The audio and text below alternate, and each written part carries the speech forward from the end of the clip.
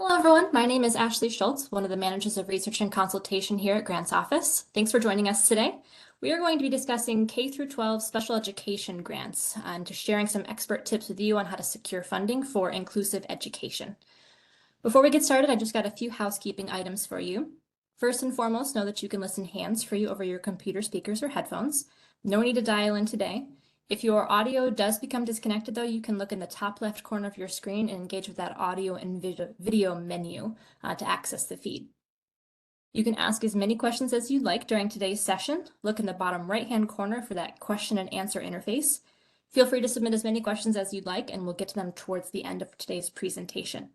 If we run out of time or we don't have a chance to answer your question, you can email us directly, education@grantsoffice.com.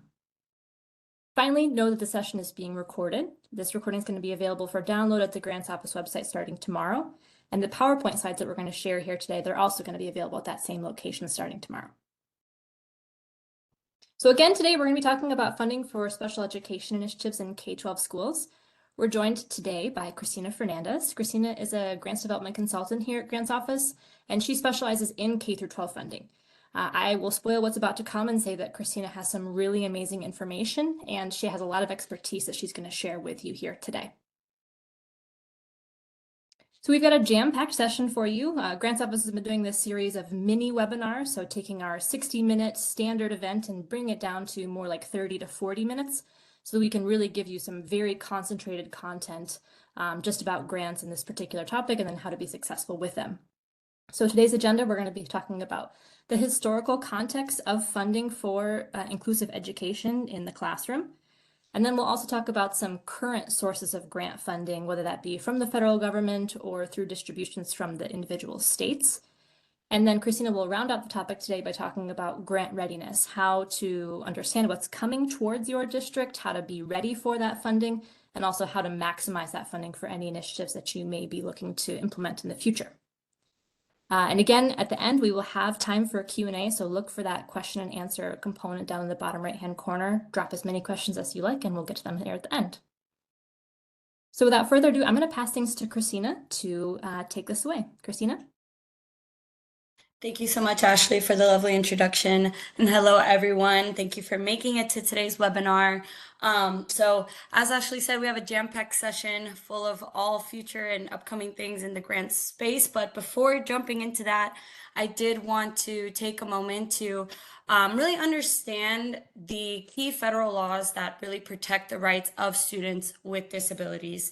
I think understanding these laws are essential in understanding the grant funding landscape, because not only do they really shape how institutions provide services,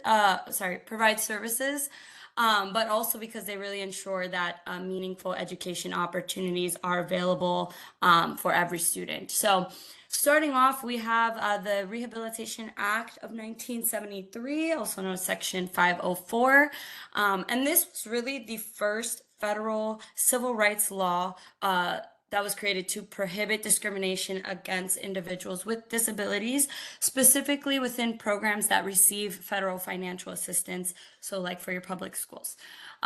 So Section 504 guarantees that students with disabilities receive a free, appropriate public education. Also, I will be referring to that as FAPE, and that they can access or have access to reasonable accommodations such as assistive technology, extended testing times, accessible learning spaces, things like that. So these protections apply even to students whose disabilities may fall outside of the wheelhouse that's under the Individuals with Disabilities Education Act, also referred to from here on out as IDEA. So building on this Section 504, the Education for All Handicapped Children was later renamed the Individuals with Disabilities Education Act, so IDEA, which really formalized the requirement that schools provide FAPE to students with disabilities and introduced the concepts of individualized education programs, also known as IEPs. So IDEA is what really governs how states and public educations provide funding for things like early intervention, special education, and related services to more than 8 million students as of the 2023 school year who have disabilities. So I will be taking a deeper dive into IDEA later on in this presentation, but to round it out here, we have the Americans with Disabilities Act.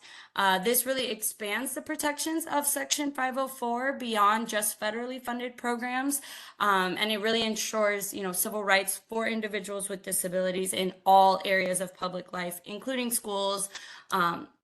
And so for within K-12 education, this means that schools must eliminate all barriers, not only physically, but also within their policies and practices to really ensure that students with disabilities can fully participate in school life. So together, these three laws really work in tandem. While there is some overlap in some areas, each really does provide a unique layer of protection through different accommodations, specialized services, and other safeguards, which has really influenced how and why funding is allocated the way it is. So now that we have a better understanding about the different legislation that has really shaped special education, I do want to go over what it looks like in practice. So I mentioned briefly IDEA. This is funding that is administered by the Office of Special Education Programs, and it is the largest dedicated source of federal funding for special education. So there are really two main funding buckets in which schools can receive funding from. The first is through a formula, which is allocated to states based on the amount of IDEA funding that they received in fiscal year 1999. And then if there is more money available for a given year compared to that fiscal year, then additional funding is then calculated based on the total number of children as well as the number of children living in poverty. So this formula funding is then passed down to local education agencies. And within this formula bucket, there really is two main parts. So you have part B, which is going to be the largest component of IDEA, as it provides funding for special education services for children between the ages of 3 through 21. And then you have Part C, which authorizes state grants for programs serving infants and toddlers with disabilities. So that's really the age difference is the main component there between the two parts. And then you have the second funding bucket, which is the discretionary programs, which offers a variety of different competitive grants in which state education agencies, institutions of higher education, and other nonprofit organizations can apply for. And you'll typically see programs found within this bucket supporting things like research, technology and media services, state personnel development, parent training, as well as information centers. So we have another federal program is the Educational Technology, Media, and Materials Program. This is going to be the primary source of support for accessible technology and media-related activities under IDEA. This program really houses a variety of different competitive grants, contracts, cooperative agreements, things like that. And under this umbrella, you'll really find two broad categories of activities that are supported. And that includes both accessible technology and educational media and materials. So the funding amount and deadlines are going to vary by program, but typically we can expect to see them opening up sometime in the summer/fall seasons. And then eligibility is also going to vary by program, but they're typically open to SEAs, LEAs, IHEs, all the acronyms, plus nonprofits and other public agencies. And another federal funding opportunity that I wanted to touch on today that can be used to support special education initiatives is the Education Innovation and Research Program. So there are 3 different iterations of this grant. You have your early phase, which is this one, mid and expansion phase. However, in order to be eligible for the other 2 iterations, applicants must have successfully implemented this first iteration. So it's more of it's a scaling type of grant. And its main purpose really is to support the development, implementation, and feasibility of a program that can successfully improve student achievement for high need students. So high need can be defined in a variety of different ways under this program. So it can include low-income students, students who are at risk of failure, but also can include students with disabilities or students in need of special assistance and support. So really, this program can support a variety of things like providing professional development, offering new curriculum, as well as implementing a new technology. Really, the biggest takeaway with this program is to make learning relevant to students so that they're more likely to engage in the learning process. So this program is not yet open, but we do anticipate it to open sometime this summer. Alrighty, so moving on to the state side of grants available. State funding for special education is going to vary dramatically, both reflecting different legislative priorities, population needs, and approaches to the different ways that they provide funding. So according to the Education Commission of the states, there are 7 common funding mechanisms that states generally use when funding special education. However, for today, I'm just going to discuss the top 3 most common funding models that we're seeing states use. So we have our single weighted funding, and funding here is weighted the same for each student, regardless of disability type or needed resources, versus the multiple weighted funding. This is going to provide different levels of funding for different categories of students, like the differentiating between their disability type or the services provided there.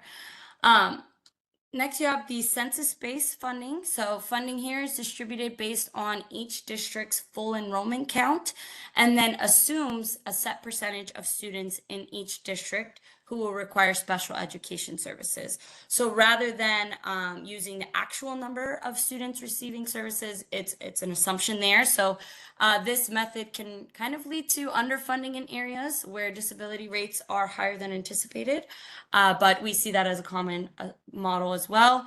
And then we have a resource-based funding. So under this model, states distribute resources instead of dollars based on the number of students requiring special education services. So for example, a state may provide an additional aid for every student who may need individualized support, things like that. Now, of course, in addition to this formula-based funding models, states can also provide competitive funding opportunities to support specific project-based programming. But these competitions do vary widely depending on the availability of funds and the state's priorities for that fiscal year. But now that we've kind of gone over how state level funding models work, I do want to take a deeper dive into what those dollars are actually supporting. So specifically the types of special education services that are being implemented today in schools across the country. So these services can take many forms, and the delivery method is often based on what's outlined in the student's individualized education program, IEP. So to start, you have the push-in services. These are when specialists are brought into the general education classroom and provide support to students alongside their peers. So they might co-teach or help modify lessons. And the goal here really is to minimize disruption and increase access to grade level content within a familiar setting for students.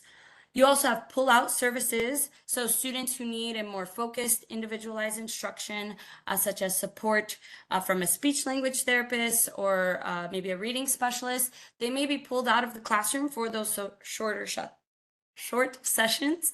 And this structure really does allow for specialists to work more intensely with a student while still keeping them connected to that general education experience. We also have inclusive classrooms, very much in the name. It takes place in an inclusive setting where students with and without disabilities learn side by side. And these classrooms are often supported with additional paraprofessionals, co-teachers, things like that. And this environment not only promotes the academic access, but also helps build that peer-to-peer relationship and social skills for those students. And then lastly, we have exclusive classrooms. So some students would benefit from being placed in a smaller classroom setting with students who have similar educational needs. So they still remain within that traditional school setting. However, they're pulled to the side to have more one-on-one time with their teachers. So across all of these services, funding does play a crucial role, whether it's paying for staffing or instructional materials or specialized training. How states choose to fund special education directly influences what services are going to be available at that school district level. And then, of course, there are private sources of grant funding. Now, this list is, of course, not exhaustive, as there's hundreds of foundations out there that would support high-need student populations. These are just a sampling of the foundations out there that fund different areas and different types of special education services. So quickly want to touch on a couple here, starting with the Doug Flutie Jr. Foundation for Autism. They are specifically focused on supporting families, communities, and individuals affected by autism. So they have a variety of different grants housed within there, like their assistive technology grant, community impact grant, as well as direct family safety grants. And then you see the Mitsubishi Electric America Foundation. They invest in different innovative strategies to empower youth with disabilities to live productive lives. So focusing on things like workforce development. And then the Learning Disabilities Foundation, which provides funding for research, education, and public awareness for both children and adults with learning disabilities. And then last but not least, the Rural Technology Fund. This provides assistive technology grants, so can include different types of equipment, things like laptops, speech to text, all of that, really to help increase accessibility for students with disabilities in public schools as well as libraries.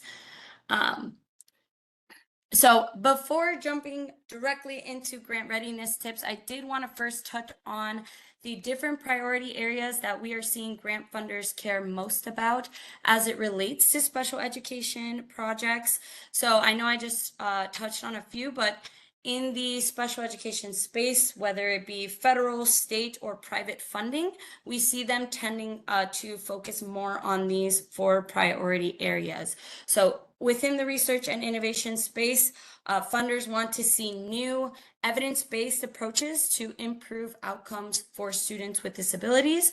So this might include maybe piloting a new project or evaluating assistive technologies, or even partnering with the university to study those interventions and how effective those interventions are. So a big component with this priority is that funders are looking to invest in projects that can be scaled or replicated, similar to the EIR program that we touched on earlier. Within the inclusive and accessible education materials, there is growing emphasis here on making sure that all students, regardless of ability, can fully participate in classroom instruction. So that means materials that are digitally accessible, culturally responsive, and adaptable for diverse learning needs is something that we see a lot in that area. And then transitioning into adulthood. So funders want to help prepare students for life after high school. So whether that's college, career, or independent living. And projects in this space can include programs focused on job training, life skill development, as well as partnerships with community organizations. And then last but not least, funders know that supporting our educators has a huge impact on student outcomes. So we either see grants available specifically for programs that give teachers access to new skills, or we see professional development being called out as a required activity in other grant programs as a way to really ensure that teachers can implement and support their project initiatives and bring it to their classroom. So this, again, not exhaustive list, but just, we're seeing most projects get funded within these spaces, and then there's a lot of different avenues within these areas as well that can be explored. So Now that we have a sense of what funders are prioritizing, you might be thinking, well, okay, so how do I actually find the right grant for my school or district? Well, there are these 5 key questions you will want to ask yourself before beginning your search. So thinking about what are your project areas. And it's just what we talked about in the previous slide. So whether you're focused on inclusive materials or student transitions, you will want to clearly define the purpose of your project and how it aligns with current funder priorities. Second, you're going to want to think about who your target population is. So funders want to know exactly who will be benefiting from their dollars. So are you going to be serving middle schoolers with autism, helping high school students prepare for employment? Whatever the case may be, the more specific you are about the population you're going to serve, the stronger your proposal will be. Also consider your geographic area. So many grants are tailored to certain regions, counties, or even types of communities. So if you're rural versus urban or low income. So just knowing your eligibility based on your location can really help save you time and narrow your search to finding the most relevant opportunities for you guys. And then what type of support do you need? So is this funding going to be for new equipment, curriculum development? You know, grants really do vary widely in what they'll support. So it's really critical to understand whether your needs are going to match the type of support that a grant funder is offering. And then lastly, thinking about your partnerships. Do you share any common partners? Are partners required or encouraged?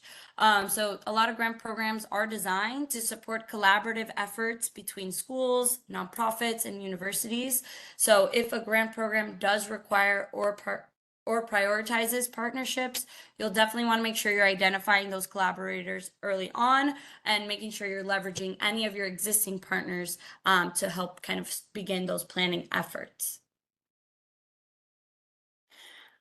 Alrighty, so now that we've looked at how to identify the grant, I want to get into talking about how to actually get your project grant ready. So whether you're a classroom teacher, a specialist, or an administrator supporting your team, this step is really all about taking your idea and turning it into something that is fundable. So you want to first start by taking a closer look at your classroom itself.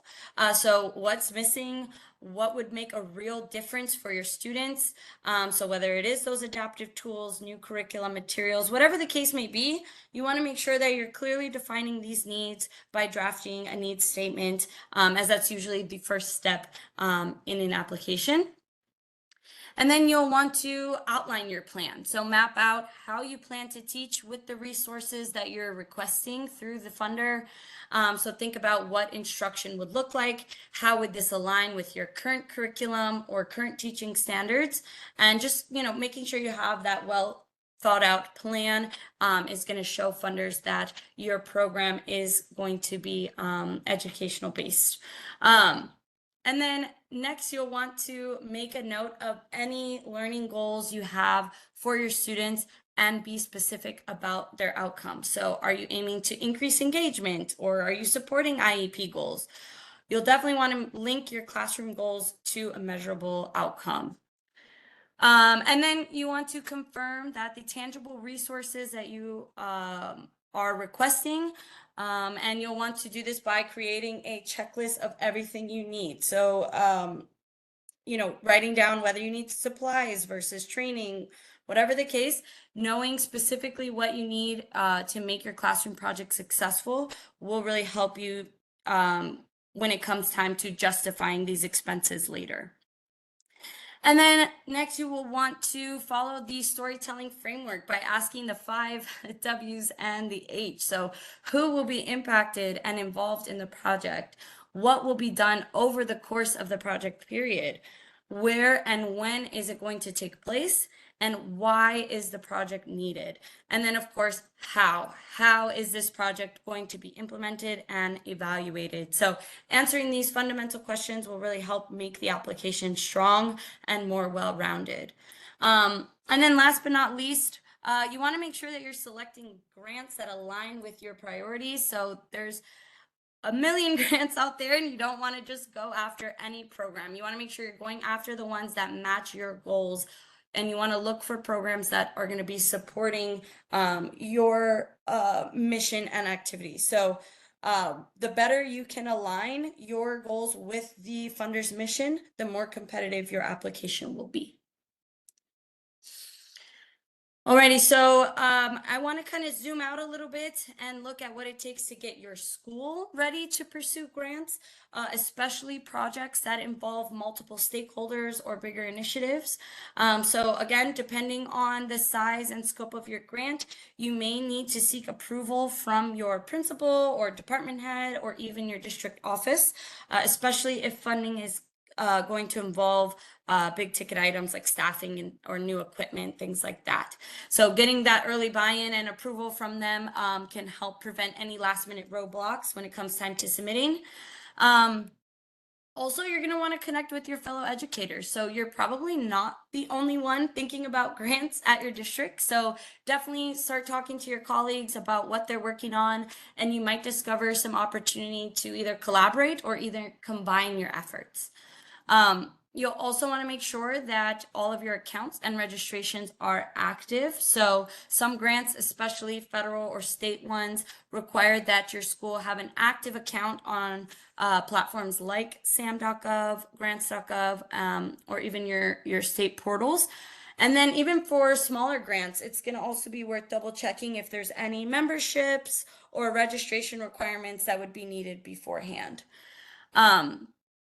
You're also going to want to plan your classroom project in advance. So in case your classroom work is going to be part of a larger school initiative, definitely want to start outlining that early on.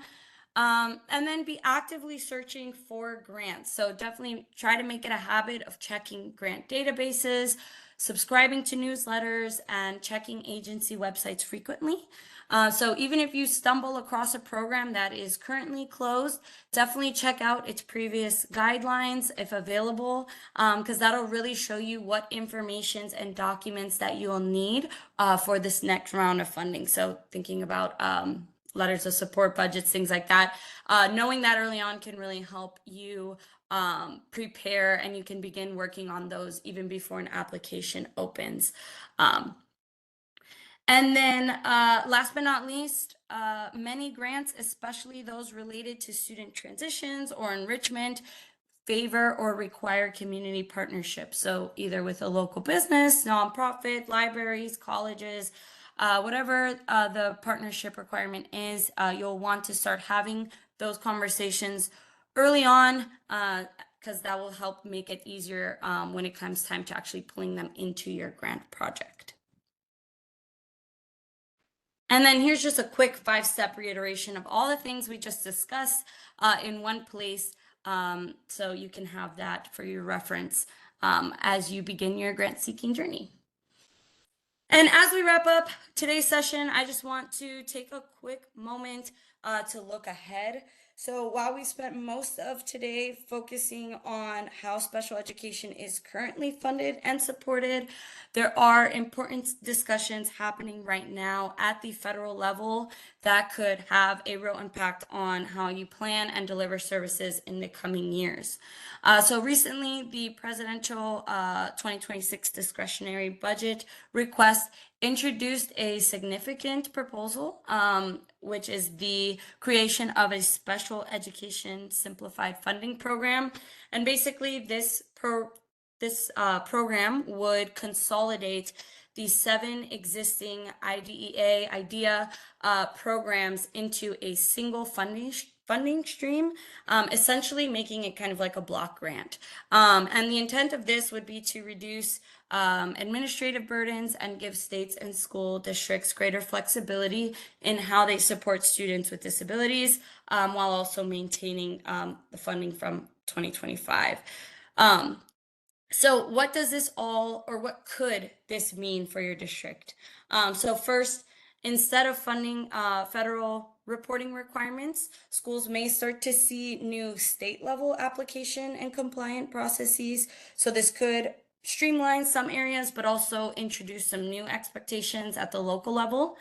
There could also be a shift and could bring tough decisions about how to allocate these resources, especially in balancing general education and special education priorities.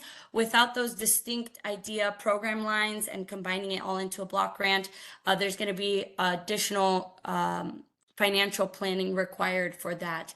And then perhaps, and probably the most important thing that might come out of this would be that as education leaders, it's going to be critical to stay informed and speak up about how funds should be used. So advocacy will matter more than ever, as you want to make sure that your students with disabilities remain at the heart of every funding decision, if that were to come into fruition. But again, this is just a proposal. This is not final policy at all. It does require congressional approval before any changes are implemented.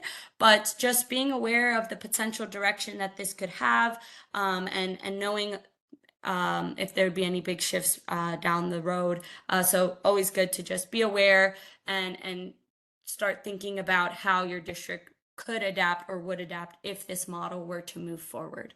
So just wanted to touch on that. And yeah, with that, I will pass things over to Ashley to close us out. Thanks very much, Christina. And I will just echo what Christina said, mentioned in the past slide, that again, congressional approval is needed for these types of changes.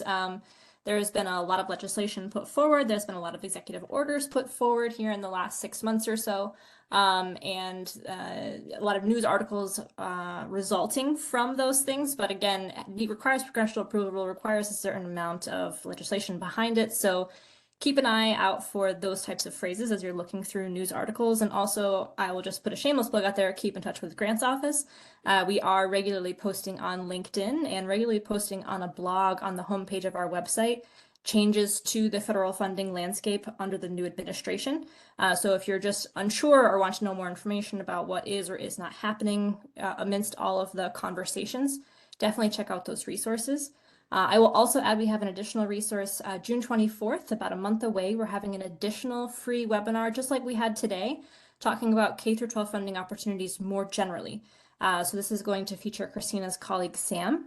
And he's going to be hopping on to talk about what it takes to be successful, again, more broadly in the K-12 funding landscape in the United States. So please do register for that event should you be interested. And then, pardon me one second, I'm just going to open up our Q&A here to see what kinds of questions we have from the crowd. If you have more questions, if you are thinking of something right now, please feel free to drop it in that Q&A section. If you think of a question later, you are more than welcome to contact us, education@grantsoffice.com, and you'll get a reply from Christina or someone on our team shortly thereafter. So Christina, I have a couple of questions for you that are already in the queue from the audience. One is about, from your introductory content, about kind of the baseline historical nature of funding for inclusive education. What's the main difference between IDEA and Section 504? Could you kind of elaborate a little bit more on that? Yeah, that's a great question. And I would say the main difference is going to be within the scope and the type of support that's provided. So IDEA is focused on those individualized education plans, and is more specific, and an eligibility-based program, versus Section 504 applies more broadly, as it just ensures access and accommodations are being provided for students who may not need those specialized or required supports. So both ensure that students receive free and appropriate public education, but IDEA really comes with more structured services and funding. Great, thank you. And I'm seeing one more question here in the Q&A, so I'll say this is our last question. Again, folks, if you think of another idea down the road, just contact us, education@grantsoffice.com. So Christina, your last question here, can a district use both formula funding and grant funding for the same special education project? Yeah, I would say yes, but you want to make sure that you are supplementing and not supplanting. So want to make sure that the grant would be adding or enhancing your existing program rather than replacing or substituting any of those funds. But really the key when combining funding is to make sure that it's supporting each other and that they have their own track and way to report it. But yeah, definitely. Great. So yes, and proceed cautiously. Yes. Perfect. Thank you. And thank you again, Christina. Fantastic information shared today. I hope you all found this to be a really good use of your time. Grants Office team here for you through this entire process, whether you're working on a inclusive education project or a larger K-12 project, or you're just hanging out here as a member of a local government or a hospital or a higher education institution. Feel free to get in touch with us. Folks kind of come to us with their project ideas in mind. We have an initial meeting with you, talk through your project ideas, try to figure out what it is that you're looking to get funded with grants. We have folks like Christina, Sam, and the rest of our consultant team who can find grants for you, essentially put together a funding opportunity report, describe all the grants that are available to fund your project, and then help you kind of understand the general landscape. And then we're also here to help you get that application submitted, whether that be, again, kind of walking you through what a project would look like and helping you to construct it, helping you to actually put pen to paper on your behalf, writing that proposal, or just giving you an extra set of eyes on the proposal itself, something that you wrote, looking over spelling, content, grammar, all that sort of thing. So really anything that you need to put your best foot forward on a grant application, the Grants Office team is here to help you with. So please don't hesitate to reach out. If you scan the QR code here on the screen, it's going to take you to our website where you can learn a little bit more about everything that I just discussed.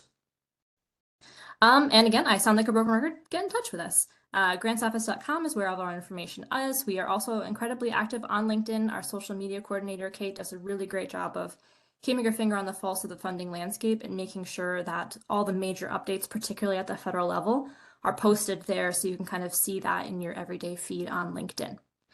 So again, my name is Ashley Schultz, Manager of Research and Grants Office, or excuse me, Manager of Research and Consultation. Thank you so much for joining us here today, and we look forward to seeing you on a future event.